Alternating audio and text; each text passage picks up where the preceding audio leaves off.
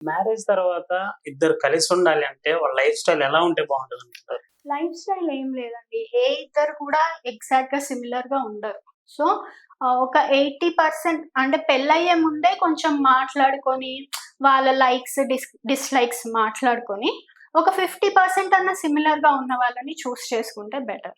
లేదు అది కూడా అయిపోయిందన్నాక చిన్న చిన్న కాంప్రమైజెస్ అయితే ఉండాలి. బట్ అవి 2 సైడ్స్ నుండి ఉండాలి.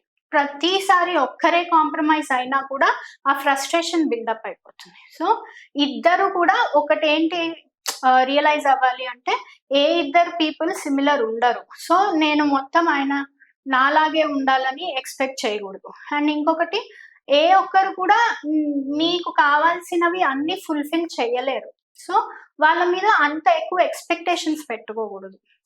అలా.